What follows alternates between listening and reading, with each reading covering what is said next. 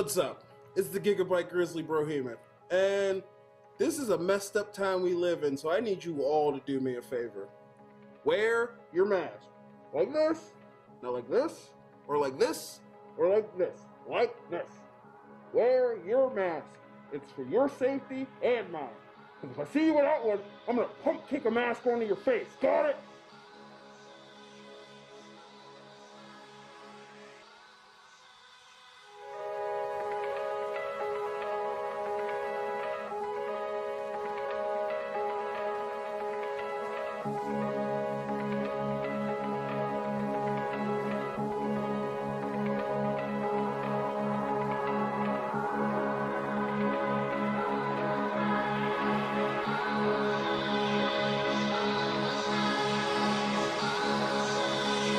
Parental discretion is advised. This show is brought to you by IndieWrestling.us and IndieWrestling.network for your independent wrestling entertainment. Just Pro Wrestling News Podcast. No filler, no pop-ups. Production services by Sidekick Media Services. And listeners like you, supporting us at patreon.com/Wrestling Mayhem Show.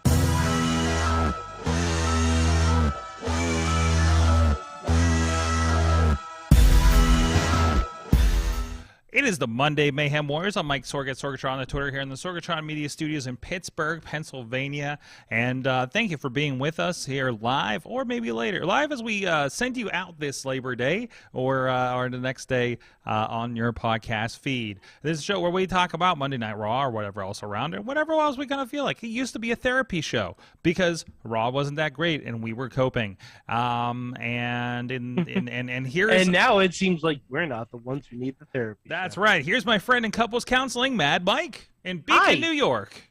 Hi, Sorg. Hi. Yeah. Raw's kind of turned a corner a little. Raw was a lot of fun.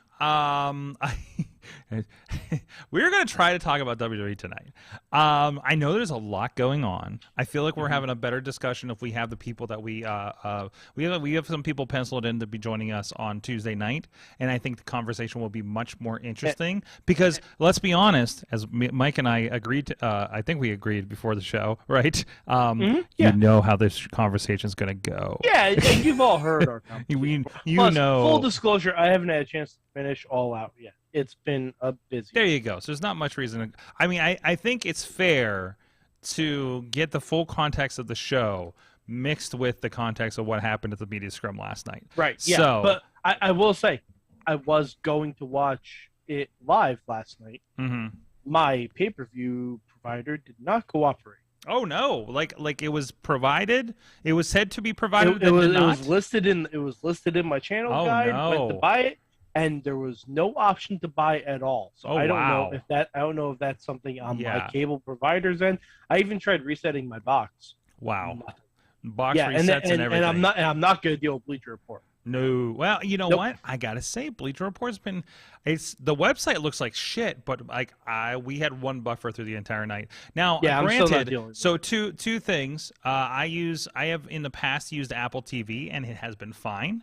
But I also just plug in. I have a MacBook with an HDMI to my TV and an Ethernet cord into the MacBook. It's fine.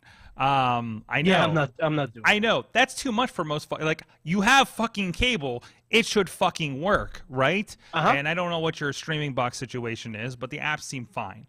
But you get it on your phone, you can't even Chromecast it. Okay, that's not. I did watch the pre-show. Okay.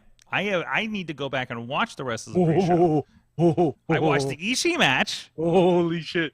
You should watch the Ishii and I watched the Eddie clips match right before you podcast tomorrow. And I watched the Ishii match, and I watched the clip of Sammy getting railed by a golf cart again, repeatedly. Yeah. So, anyways, let's bring it back around. WWE had a pretty big weekend, as if they were competing with somebody. I don't know. But they had a Clash at the Castle, of course, this weekend. They had Worlds Collide. Both of us need to finish Worlds Collide. I'm like halfway through the main event. By the way, side note on that, I'm converting back to NXT actually. Like this show did it. This is what I expected. And partly it is because of all the NXT UK people, so that gives me a little bit of familiarity and something that I've been wanting to follow again for a while. So there's that. But like this really did seal it. It was like, okay, they do have enough people there that are interesting, have some stuff going on. I want to see these matches. I finally, I think, sat down with a Carmelo Hayes match that just sold me. I haven't seen it yet. It's Carmelo Hayes and Richard. It's gonna be a good match. Mike? Yeah, I know. Mike, Sorg, I've been watching these Carmelo Hayes matches. Mike, I know it's gonna be amazing. Mike, it is. I'm very excited. It is. They do some stuff in this thing that has not blown my mind to this degree since watching Prince Puma and like Pentagon, like in Lucha Underground. It's almost like one of those guys was in the match or something. Almost. They do some stuff that looks like it's. I think they reenacted a skydiving scene from Mission Impossible.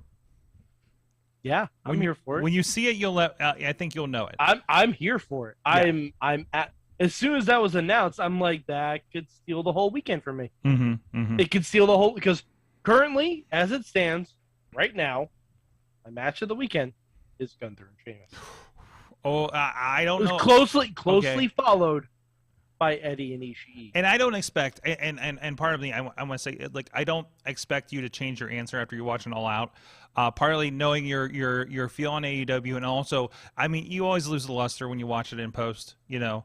Of course, yeah. I'm going to try to account for that. Yeah, so I don't. And plus, knowing the results of the matches too, you know. The results aside, like I think there's some really special matches on All Out. I think the competitor will be this Acclaimed and Keith. Oh and yeah, Sorg. I fully expect that. I fully expect that. Fantastic.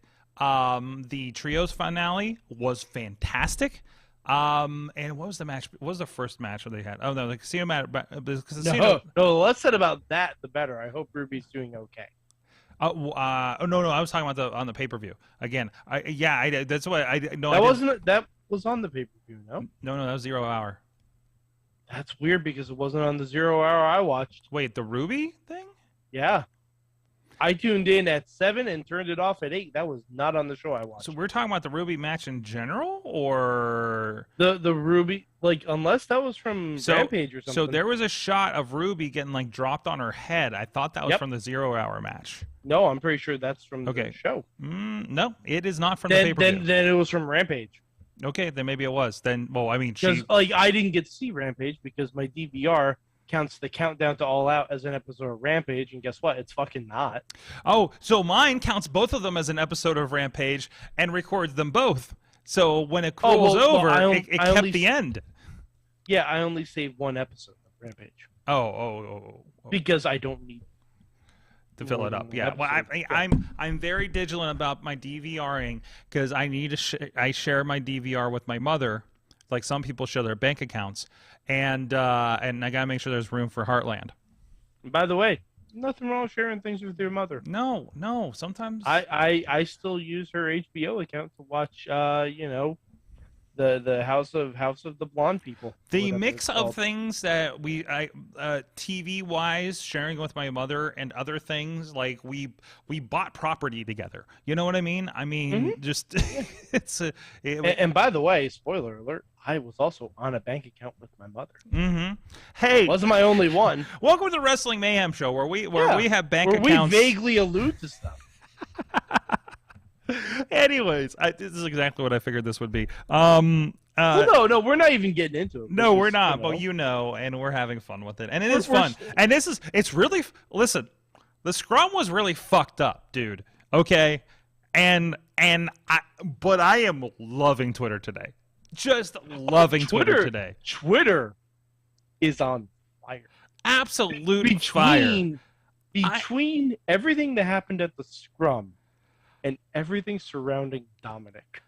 Right. Twitter is a This is blaze it. right This now. is, and there's some shitty hot takes out there. Yes, of course. There's a lot of bitching about things I don't think we need to get into.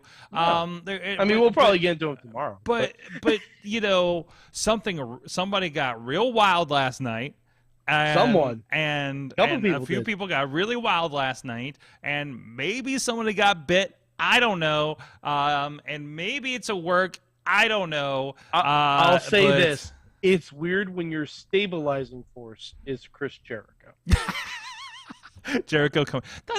And Jericho, for whatever you're... But you can tell that he knows he needs to be the stable guy on the scrum right now. And this is why...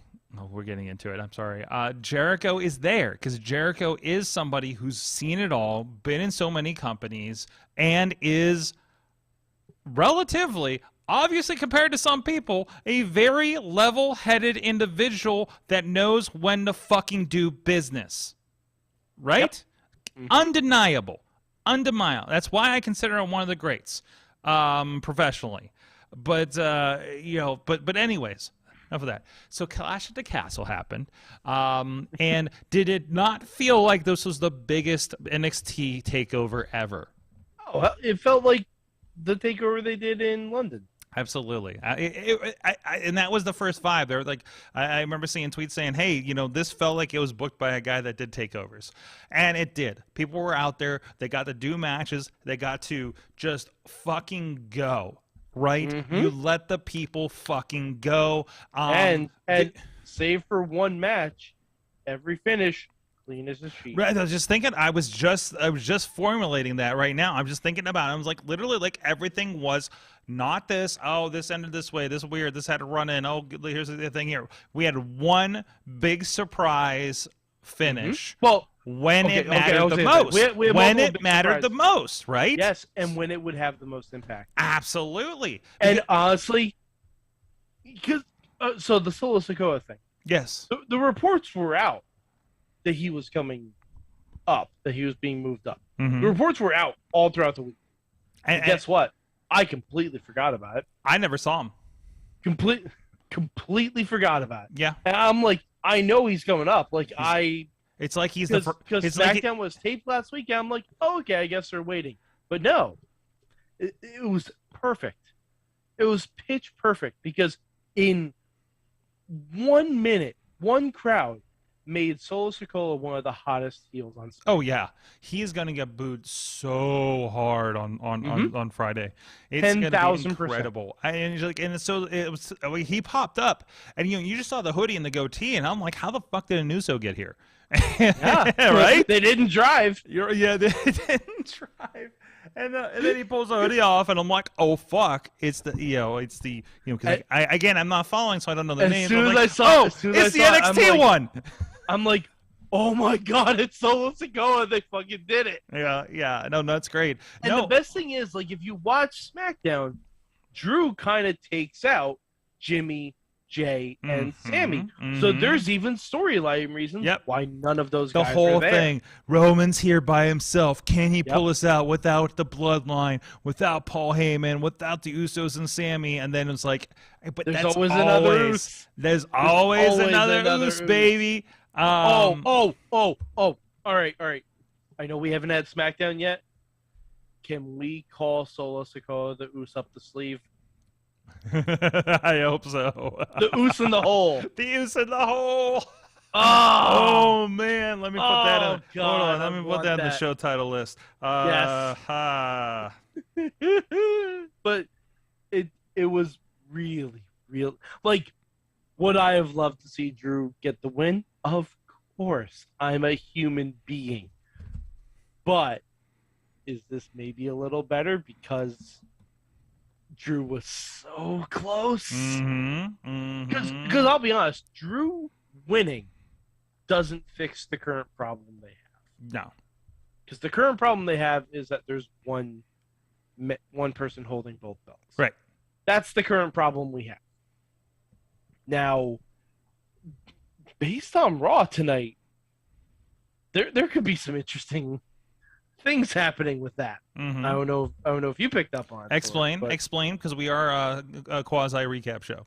And Kevin Owens Kevin Owens beat Theory tonight. Yes. And Kevin Owens said he never got a chance to be Mr. Money in the Bank. Mm-hmm. So maybe it's not Johnny taking the briefcase. maybe it's Kevin Owens. Mm-hmm. And if Kevin Owens gets that briefcase, you damn well know Kevin Owens is going to beat Roman Reigns. Mm-hmm. Absolutely. I mean, do you though? Do you? Yes, No. yes. No. Absolutely. Mm. Sorg, they just replaced the honorary Oos Mm-hmm. with an actual Oos. They just replaced Sammy. I theorize. They replaced Sammy. I theorize. I think I see the tea leaves of Sammy gets ousted from the bloodline, and Kevin picks him up, dusts him off, and goes for those tag belts. I saw that last week, Mm-hmm. but this was before Kevin Owens, in theory, had interactions. Maybe. But I don't know. We'll see. We'll see what happens there. Yeah, I'm excited to see where it goes because something's going to happen. Absolutely. So we do have Extreme Rules up next in Philadelphia in I believe it's October 8th, if I'm not mistaken. It's Saturday. Unfortunately New York Comic-Con weekend. And they're all Saturdays. I'm not going to see a WWE show live for months, probably until I go to WrestleMania at this point. To be quite honest, these Saturdays are fucking killing me. But there's also so much good wrestling, and that's okay. But I'm not going to be able to see the next AEW live either because I got a booking up at the Poconos. So that's going to be a next day watch. But I will gladly drop $50 and watch it the next day. That's how into it I am. Same thing with Impact Wrestling. I'm doing the same thing with those pay-per-views. Although I think it's a Friday for Bound for Glory, if I'm not mistaken. But I don't know. Anyways, so from Raw tonight, we had some more stuff going on. Did you catch? I didn't catch it, but I'm loving this consistent thing. And we talked about this before about storylines are going down in the background of all these, and I noticed it even I think on the Worlds Collide show too. And then I didn't notice something, and then like somebody tweeted, did Doudrop and Nikki just break up in the background of a shot tonight? Supposedly. That wasn't at Worlds Collide. That was at that was after Raw last week. No, it was after. Whoa! No, it was tonight in the background because they were on Worlds Collide last night. Yeah, and they were on Raw tonight too. Yes. So, but they're saying in the background they think something happened. Oh, okay. Yeah. Dexter Lumis. Wonderful reveal. Wonderful. Sliding out from under the cage as he's climbing out. And here's the fucked up thing. Miz could have dropped and attacked Dexter Lumis and won the match. But the entire point is that he's so scared he's not thinking rationally, right? Yeah, of course. The whole point is he is so deathly afraid of whatever Dexter did to him that he yeah. So, I think that was great. We did get Braun Strowman back this evening, and he destroyed the entire tag division. Clearing the way for him and Nicholas to make a comeback. I did say Braun looks like Gallows 8 Anderson. He looked sad. Did you notice that? He walked out just looking sad. I mean, that's kind of his face, though. I guess so. Nikki, well, he might also be sad because he's not controlling his narrative anymore. No. Triple H is controlling his narrative now. Somebody had a picture. I think they had a picture of like EC3 in like an empty room with the light on, like he's the last one left. Like, how come they don't want me, man? Yeah. So he did put a statement out this evening, apparently, about the future of CYN. We'll see. I don't know. I don't know how great I thought they invaded the NWA. I thought everything I think was they did. fine. They did invade the NWA, but I just every time I see a control your narrative thing, I'm just like, it's just a bunch of dudes in hoodies. I don't like. It's not interesting. It's like it's worse than Retribution. Yeah, it's poor man's reckoning. Reckoning Retributions. Thank you. What was I watching? That we even last night, during the casino. Ladder match when everybody came in the black get-ups. I'm like, oh no, Retribution got signed by AEW. So, and maybe this is me. I'd rather Stokely Hathaway have the title shot. That's what I thought too. I'm like, maybe it's me. I'd rather have him. I mean, we all, in the long run, want Stokely Hathaway to have the title shot. So, I mean, Xavier Woods put 2 belts on him in Battle of the Brands. Hashtag 2 belts Bivens. Hashtag never forget. Yes. Only what? Anyways, I So, what else from tonight, Mike? So Braun, after we took like 3 segments to do this title match, or this number 1 contender match for the tag team titles, Braun comes out and just destroys everybody because. Mm-hmm. Yeah, I mean, he needs a match to make an impact and to remind people who he is. Yeah. Okay, but I mean, in the segment's defense, those guys were busting their ass for a 2-segment match. Absolutely. He came in and steamrolled them all. Absolutely. And plus, now you can have someone want to get revenge on Braun. You know, you can move forward from there if you want. But something tells me Braun might be driving that train to the island of relevancy. What? Braun's going to SmackDown to confront Roman. Ah, I see. Okay. You know. All right. I'm trying. It's late, Sorg. It is late, and there's a lot of terminology and a lot of islands and a lot of my head's spinning from the last 24 hours of wrestlingness. But anyways, yeah. So the Braun thing is interesting. We kind of knew it was coming, so all the pieces are getting put back together there. So it's still not boss time. It's still not boss time. No. But Sorg, next week, Dakota and Io get their rematch. Mm-hmm. It could be boss time. Did you have a chance to watch the Triple H interview on BT Sport? I was the one that posted it in the group. Okay, that would be a resounding yes. Very good. Yes. Because I think there was a lot of it sounds like that that discussion is happening. And there was a discussion. I think it's already done. I think it's already done. It's just a matter of there's a plan in place, right? Yeah. Also, you can't just. I mean, they're having comebacks like every week or other week at this point, right? Oh, and speaking of Clash of the Castle, not only Solo Sikoa, we got Imperium back, baby. Yes, absolutely. I'm very excited for Imperium, and I would love. I don't know if we're ever gonna get it. I'd love to see an Imperium versus Bloodline match. Mm-hmm. Sign me the heck up for that. Hell, make that Survivor Series. That could very well be Survivor Series. Just give me Imperium versus Bloodline. Give me Team Bad versus Damage Control. That's what I want. Yeah. Who would you have the Brawling Brutes take on? Ooh. The Brawling Brutes. Who would I have them going? I mean, the initial would be, if they were at full strength, I would say New Day. Of course, yeah. I can't think of any faction-y thing that we could do with that. Oh, Judgment Day. Ooh. Yeah, why not? Mm-hmm. We have time from Survivor Series. We can get around to it. Instead of teams of 5, just give me a bunch of banger 6-man tag matches. Trios is pretty hot. There was 3 very good trios matches last night on AEW. So, I mean, it's a thing. So, and not to mention how many multi-tag matches happen over in New Japan, right? So, this is the best time for trios, to be quite honest. So, no, it's very interesting. What else from tonight? We didn't get any. We got the women's title or women's tag match tonight. Right? Mm-hmm. Yes. Yeah. We got Bianca confronting Damage Control. Mm-hmm. Which someone clued them into the fact that Marvel may own the license for Damage Control. It won't be a problem when Disney buys them. Anyways.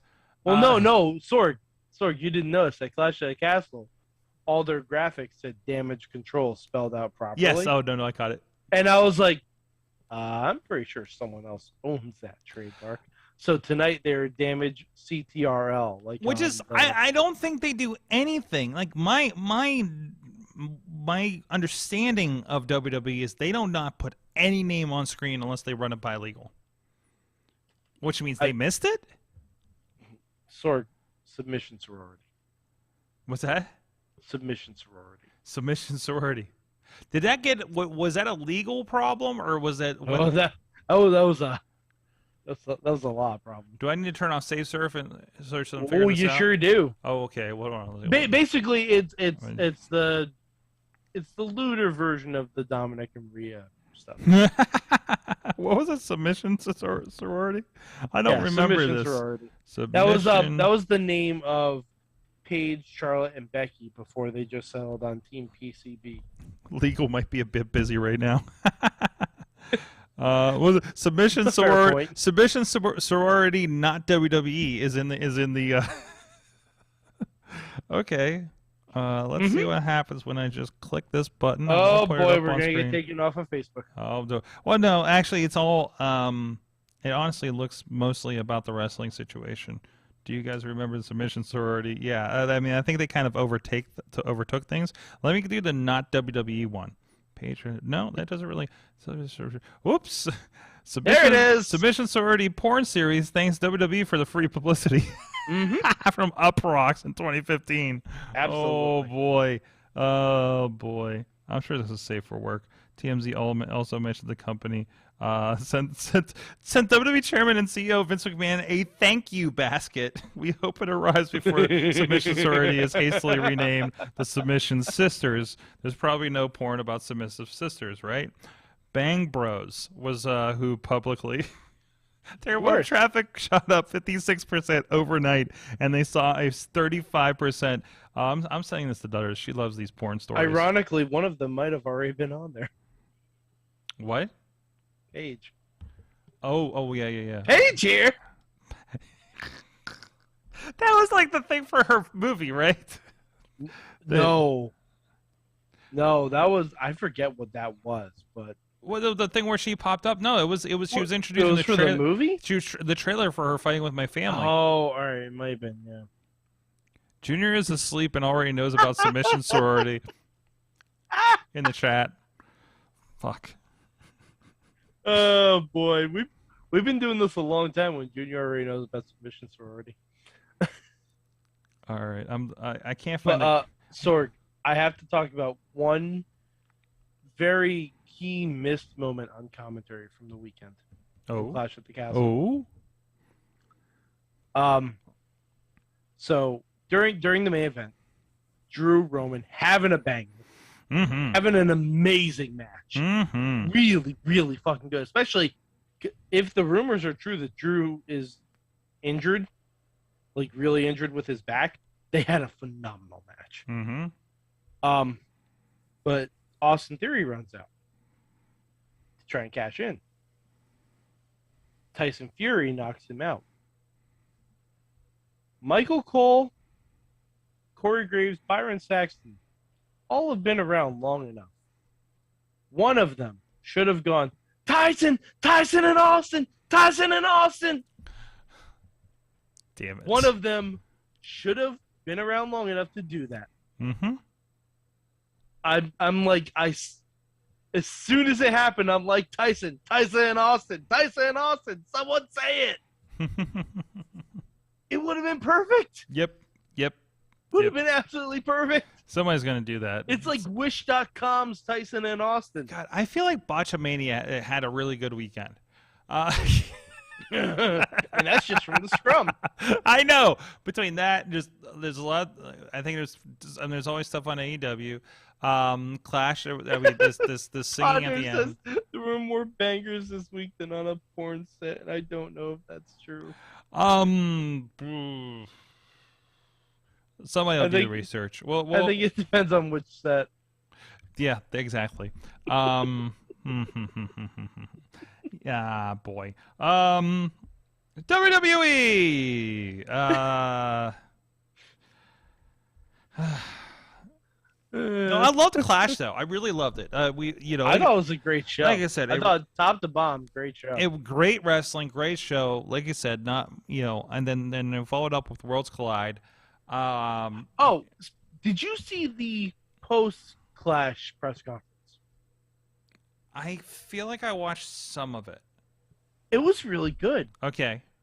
Seth Rollins in particular was really good. Oh, there was the one where somebody called out about how he dressed and asked whoever was sitting beside him if he would dress like Seth, and Seth was like, "You think I'm not taking this seriously?" And like really kind of got into it. I was like, Honestly, it's very good. I saw some of those clips. I love it. But did Roman like just walk in, say acknowledge me, and left? And like one guy said, "I acknowledge you." Yeah. See, that's the way to do a press conference. Yes. In character. Yes. That's how you do it in character. Absolutely. And that's how you're also short with the press, but it's in gimmick. WWE's very, very good about that. And also, like, that's so, like, Roman shouldn't do anything but that. Like, he really shouldn't. Because honestly, if the press wants to speak to him, guess what? He is a wise man for that. Exactly. And I think that's the difference. Maybe if there was a Paul Heyman, they would have done something a little deeper on that, right? No, I think it was good. I just love. I have a special place in my heart for just hearing Triple H talk about the business right now. I'm telling that hour-long interview on BT Sport. Yeah. That, like, honestly, I know everyone has busy times in their days and everything. If you can load it up on like a car ride or something, yes, it's a real good interview. Ariel Helwani, I'd never listened to his stuff before. No, he's really good. And right after that, like, I liked it so much. The next queued up video on YouTube was an interview he did around Survivor Series with Paul Heyman. That one's really good too. Nice. That one's very, very good. No, I'm really happy with I feel like he exudes a really good vibe that, you know, you don't feel like he's a business person. He's a wrestling person, right? Mm-hmm. He knows how to do business. He's very and to put that next to what we saw at the other scrum with the leader of another company, like it's you have to say something about the professionalism that does happen when it comes to, like, you know, Triple H, Paul being on the microphone representing the company like that. Like, he is exceptionally good at it, right? Yeah. Also, he's been doing it, and he has been basically ghosting the best in the business. You know, whatever you think of him, you know, that you've watched him. He's obviously been under that learning tree with Vince for the last like when he says 20. He's a student of the game, he is a student of the game. Absolutely. Every aspect of it. But to do that and put his own, say, you know, well, I think it needs to be done this way, and there's really good insight in that interview about, you know, Vince said, don't do what I do, you know, like, kind of thing. Like, that conversation is happening. I mean, that's honestly, I'm taking this into another realm, but when Steve Jobs left and left it in Tim Cook's hands, it was like a do not ask what I would do, like, do your thing with this company, right? You know, so and you see that because with Apple, Tim Apple, yes, Tim Cook, thank you, damn it, Tim Cook is a very he's a supply chain guy. That's why your iPhones show up, you know, that's why that does so well with them, right? So now, you know, he comes from that angle of things, and not thus the I want pretty things for you to hold in your hand and push the world forward kind of thing, like Steve was. So Triple H is the I like wrestling and how it works this way guy that moves on, and Vince was the you know, we wouldn't be here without Vince in so many ways, right? Yeah. You can't discount that no matter what. But he was the one with the grandiose vision and the scruples to get there, right? For better and for worse. So, you know, that's objectively how that is. So yeah, and a completely different aspect from that interview. He goes pretty in depth about his physical health issues. Yes. I never knew it was that severe. I heard about the being close and that percentage dropping. I heard a version of that story. This was more extensive about a lot of the leading into it and the surgeries and the other things he was kind of dealing with around it. But no, I knew it was like that. This just happened. And when they looked back, like that, it was like, oh hey, like your, how many people in your family just dropped at 50, and now we know why, because of something like this. Like that's crazy, right? And it was crazy how like close we came to potentially losing Triple H. Like, it's absolutely nuts. Like that is, it took me back. Like, No, but it's a really good list. It is. It definitely is. Definitely go check that out. That's what's the name of the guy again? Ariel Hawani. Yeah, it's like Chat with Hawani or something. Yeah. It's also posted on our Facebook. Yes. I posted it in the Facebook. It should group. be on BT Sports YouTube. If you look, just look up Triple H interview, and it's going to be one of the most recent ones. It's about an hour 10 minutes, so very very good. So honestly, if you're choosing between listening that and the post media scrum from AEW, I'd listen to the Triple H. I would listen to the Triple H one. Listen, the clips are out there on Twitter. I don't think you need to really go back into the scrum. We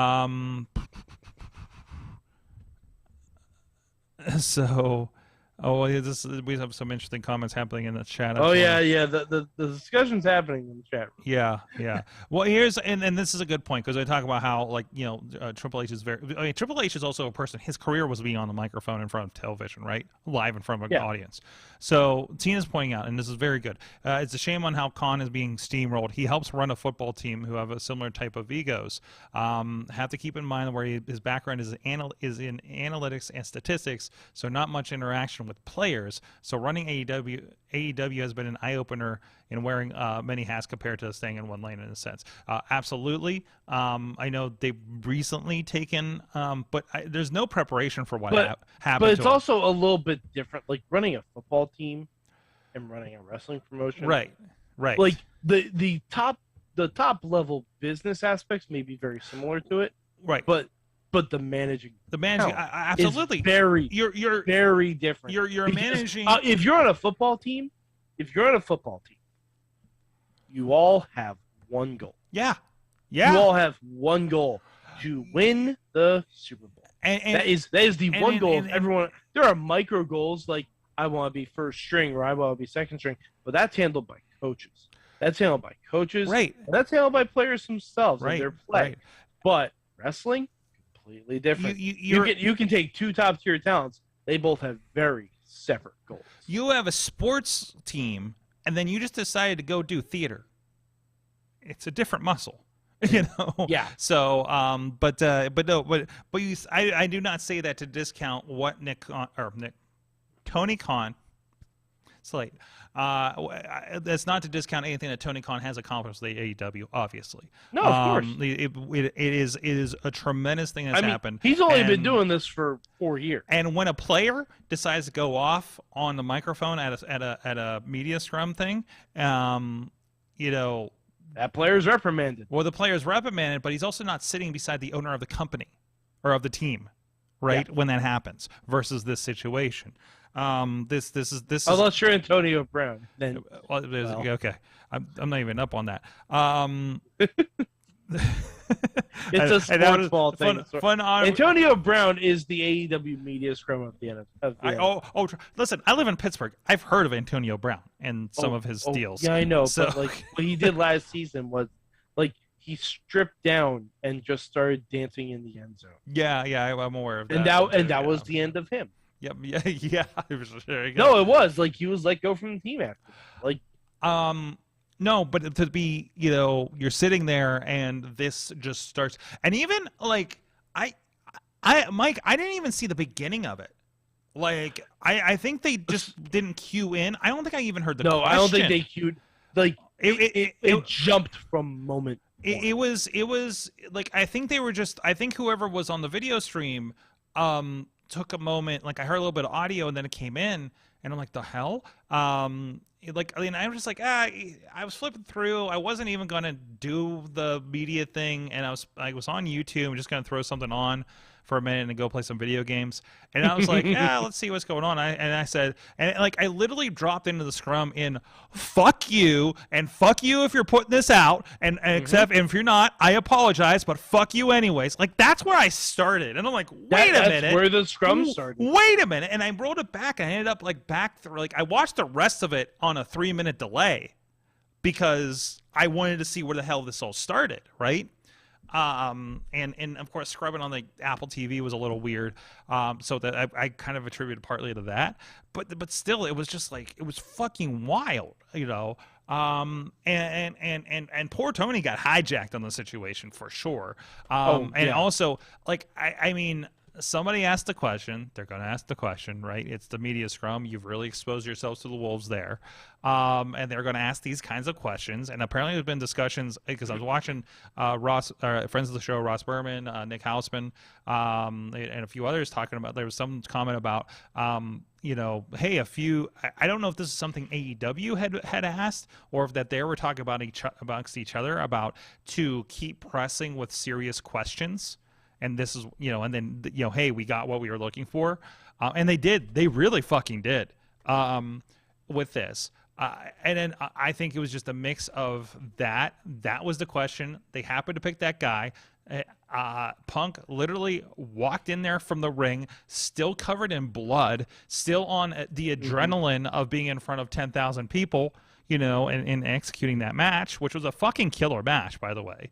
You know, and then to walk into that buzzsaw of a question, you know. No, I don't think maybe this is something for tomorrow, but do you think the question was fair? Because I didn't hear the question. The problem is I didn't hear the question. Okay. I honestly do not know what the question was that led into it. All I know is we just found out Colt's real name, which I didn't know. And, you know, and after saying him so many times, you kind of figured it out. But it was just so. I'm sorry, we can't not talk about this, I guess, because it's just been running space in my head for the last 24 hours.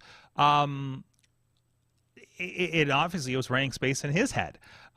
So I take exception to the fact the bank account comment was interesting, but you know, he's wherever he is. I reminded somebody that was talking about that. Actually, Emily, was talking about the bank account situation, and I was like, listen, like, rich people don't live in the same world, and that's weird to them. You know what I mean? That's not justifying. I'm just saying, you know, that's like. Punk, and also, Punk lives in a different world than the rest of us, and what he thinks is weird is just our everyday, right? I mean, that's most fucking people with money at that point. You become detached, you know. That's why I don't like fucking politicians in general. Like, how much does a carton of milk cost? Yeah, exactly. 20 cents. Exactly. Right. Exactly. But then. Like, and then I mean, we do take umbrage with his apparently wanting to fight the Pittsburgh Penguins at some point. Did you catch that? I mean, I think there was a journalist there wearing Penn's gear. I think he absolutely was, and apparently he was dead center in front of Punk. Mm-hmm. So. I mean, you know, that's just petty. He just started calling them all. I mean, I get it. I don't know if the Blackhawks having a bad time. I don't know. But all right, and just like bringing up the fact that Colt Cabana hasn't really been on TV since CM Punk joined the company. Yeah, I think asking about their relationship, however the question was phrased, I think asking about their professional work relationship and like attributing it to the fact that Colt has not been on TV when he was on TV prior. He was, and also I want to. He was a part of the Dark Order. I also want to clarify that he was on the Ring of Honor, I believe, pay-per-view pre-show. He was over in Germany at the doing the matches for GamerCon. So he's still involved in the company. I think he's been involved in a few other projects as well. Just nothing on television. That doesn't mean you're not around, right? Leva Bates. I know, but can you tell me what the fuck? Like to the side of, can you tell me what the fuck Leva Bates does? And she's at every show. I don't know. I think she just does the backstage work. I think I think she was the one putting the belt. She's a signed talent. She's a signed talent. She does wrestle. She wrestles. No. Yes, she does. Mike, tell me the last time she wrestled in AEW. I watch every fucking Dark. Tell me. I've seen her advertise that she's been on Dark Elevation. Like a year ago, maybe. But no, she's not. Like August 5th, 2022. No. Athena, Hikaru Shida, and Ruby Soho beat Emi Sakura, Leva Bates, and Serena Deeb. But she's not. They can tell me the time before that because May, yeah, exactly. She'll pop up every couple of months, but she's always backstage because you always see her on BTE with everybody. Okay. I think she was the one putting the belts up at the media scrum because I saw some blue air bop into the frame real quick. Well, they also have like a timekeeper, I think, who has blue air. Well, she has a rotating hair color situation. It might have been her. I don't know. But anyways, but I'm saying like just because Colt's not on your television doesn't mean Colt's not involved. I don't think that is I don't think that's a thing that you have to worry about, and that's not even like at the events. Like he might be. But I think it's a fair question. It is a fair question, especially being that they're in Chicago. Yes, and plus also bringing it back around, this of course led to the accusations against the EVPs, and the accusations that they were spreading these ideas in these comments. Again, I'm going to say accusations because I don't know. I hadn't read anything that connected them or whatever. But I also didn't know about the Hangman comment about not taking advice. That is kind of fucking stupid. But it's. I am shocked. Listen, Punk's an asshole. We all know this, right? Like we've known this, right? Like Punk is an asshole. I mean, we said it last week. CM Punk is a great wrestler. Phil Brooks is yes, I'm here to see CM Punk. I don't give a fuck about Phil, right? Yep. I'm here to see Chris Jericho. I don't give a fuck about Chris Irvine, right? That kind of idea. So I don't know where I would go from this. I'm tired. I feel like we'll have more conversation about it tomorrow. But for someone to get up there in front of their boss, by the way, in front of their boss and in front of everyone on live TV, and to say that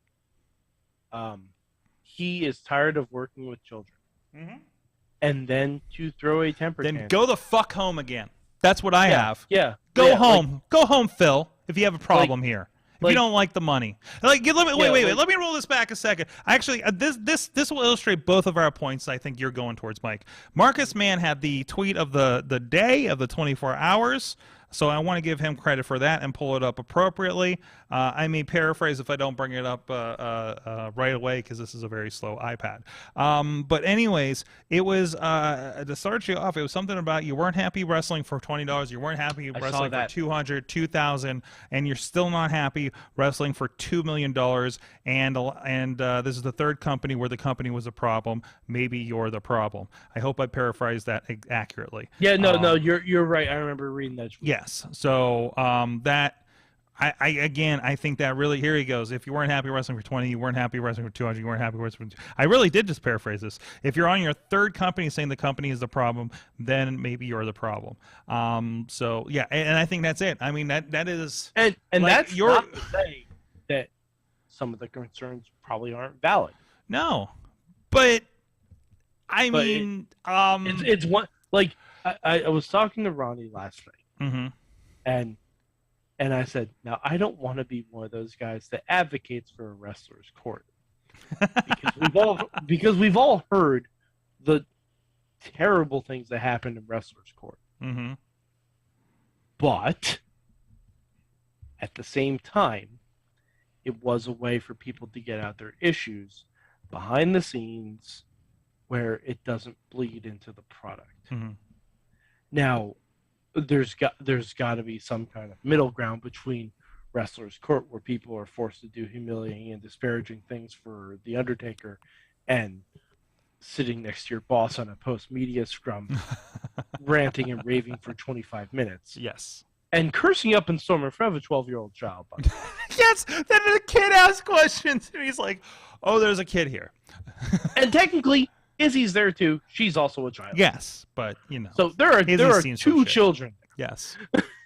Like, yes. but The other thought in my head was, there's got to be a happy medium. What does this have to do with the edict from a couple weeks ago from Discovery and Warner Media that they wanted them to tone down the language on the show? Also, this is not on the show. This is not on their channel. But still, I do wonder if that turns into something.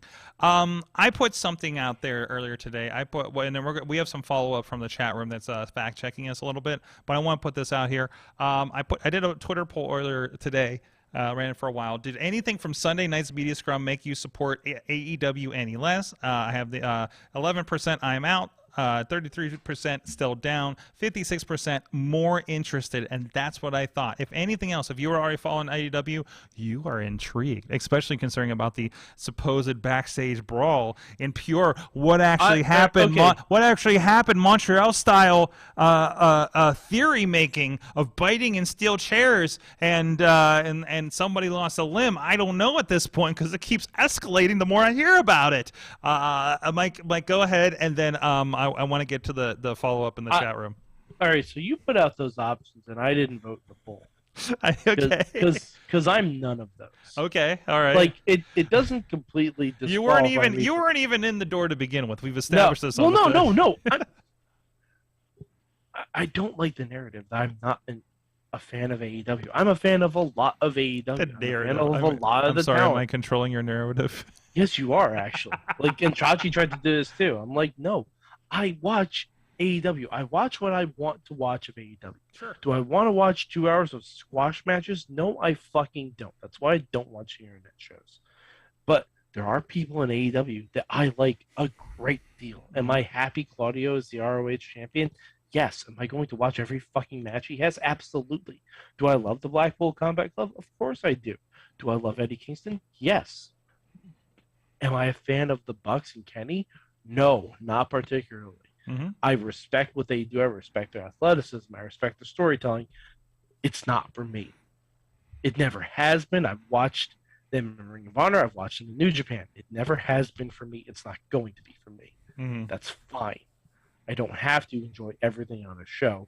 Lord knows I've been watching Raw for 30-some-odd years and haven't enjoyed everything on every episode of Raw.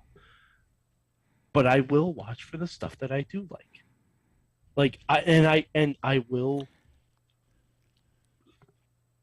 request to see more of the things I like. Like, I still want to see a second women's match on Dynamite because they have a really good women's roster. And I want to see more of it. I wish it was showcased better. Mm-hmm. And even in this post-media scrum, where was Jade talking about her successful title defense? Where was that? I think there was some realignment, given what was going on. To be honest, so I would not take much. No, but she's usually she's usually there. She's usually there. That's what I'm saying. Yeah. There's always an excuse. I think I'm tired of the excuse. I think at this time there's a very good excuse. So Tony stayed out there. Tony stayed out there, but I feel couldn't have been that good of an excuse. This felt cut short. So and who knows what was involved in one in the back. So, everything is completely suspect at this point as far as what we're hearing. And apparently, this is a side note. Tina says that Lee was one of the main runners of AEW. Yes. Which makes sense because Brandy is no longer. And also, Colt is a producer as well, and she has. So we'll get to that. Here's some more comments. Also, Podner, Punk Monthly still pissed about the 92 Pens wins over the Blackhawks. All right. He probably is. He probably is, yes. And obviously he was already keyed up, so that was another thing to be pissed at. The highlight was Finlay breaking Sanjay's pencil. Oops, spoiler. Sorry about that. It's fine. And also, this is the part. Shocker. I didn't need to read the results of All Out to know who won every match. Okay, sure. No, but I'm just saying, like, that's not a spoiler. Like, okay, sure. Yeah, that's fine. This is the brand. I did like this brand, and this was a positive for me. How Punk was apparently wearing Danhausen's wrestling boots, and there's been discussion about what percentage champion is Danhausen. Oh, is that why he was cursing? Well, yeah, that's exactly. Maybe that's what happened. Oh, it comes back around. Why he was cursing. Oh, see, Punk made a joke that saying they carried a reverse curse. I'm like, no, that's why Punk was cursing. That's why he went off the fucking thing and buried the whole fucking company. Except Adam Cole. Except Adam Cole, which Cole, means there's another look at that. They're like, we need to investigate this Adam Cole situation. There's two things. We need to. It told me one thing. Adam Cole is probably one of the nicest human beings. And from everybody, I did not have direct dealings with him. I think ever so briefly I may have. But everybody that did work with him here in the Pittsburgh area, nothing but good things. Like he is a freaking charm. He is just as. I'm gonna say it, just as likable as Johnny Gargano.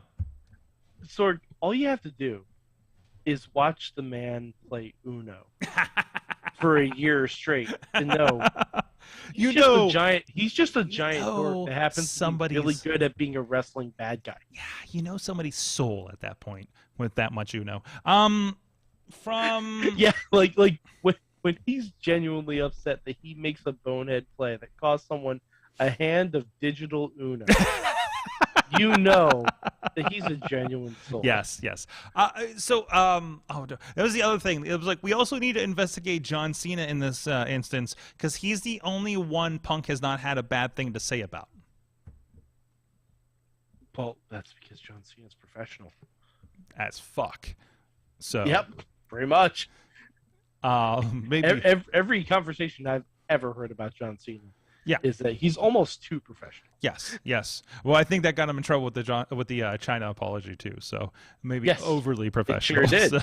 Sure did. He is a company man, regardless of the company and apparently the country. Well, the company is John Cena. That's right. John Cena that's the company. Inc. is so. John Cena is very, very cognizant of how John Cena is doing. I'm waiting for him to start his own production company like The Rock has. So. I think he's more likely to start his own record label. Really? You think? You Why think he's not? Still? I mean, I don't know. Absolute trademark productions. I have not heard. I can't remember. He did a track for a movie like 10 years ago, right? Like, was the last thing he did. Like, maybe he's still like. I can't imagine he has time to just fuck around in the studio anymore. Yeah, but he could start his own record label. That's true, I guess. Yeah, that makes sense. That could be like a little pipe dream he has there. Just like, I don't know, does The Rock randomly have like wine or something right now? So The Rock has everything. I know.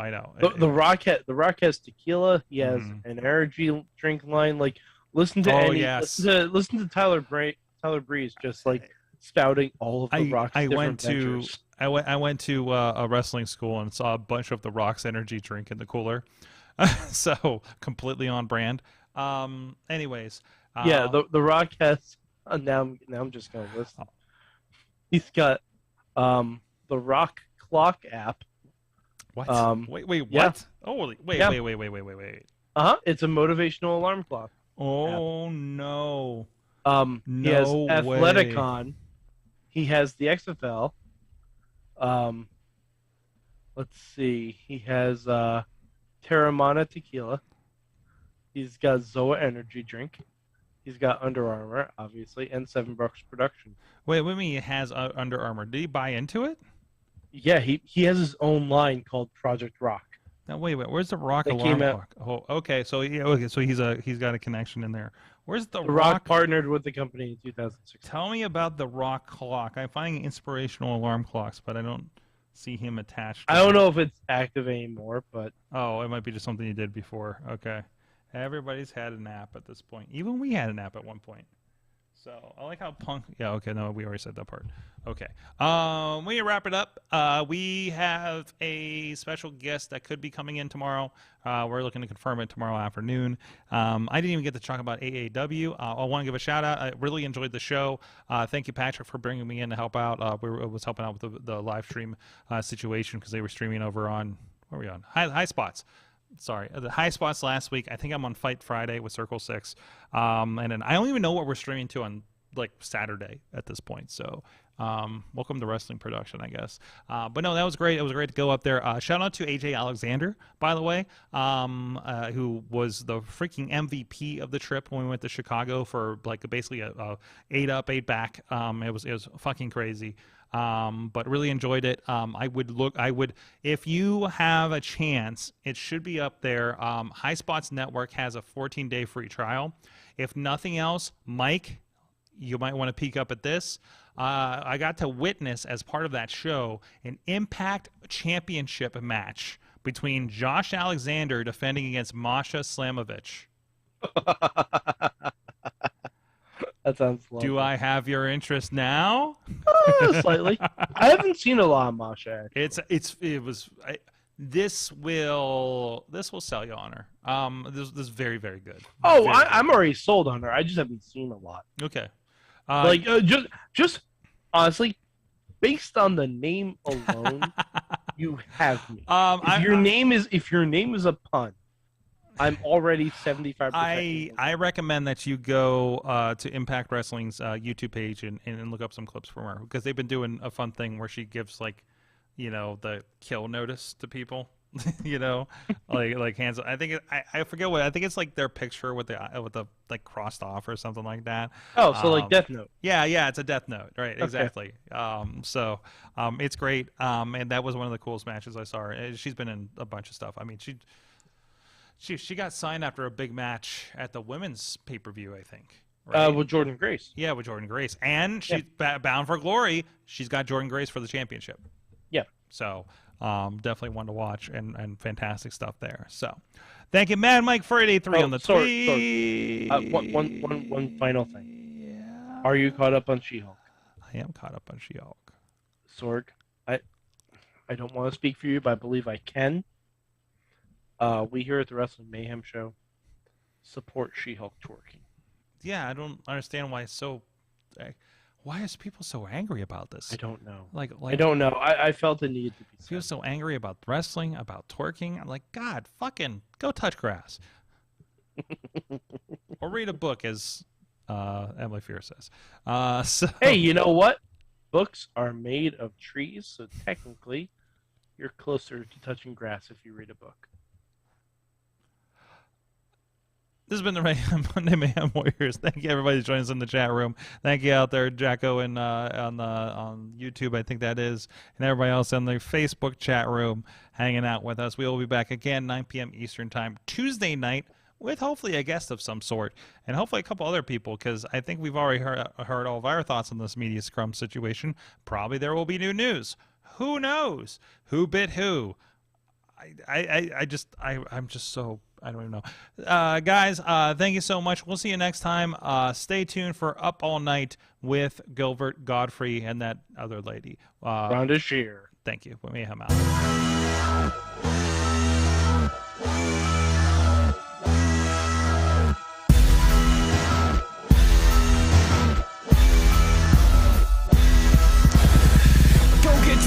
This show is a member of the Sorgatron Media Podcast Network. Find out more at sorgatronmedia.com.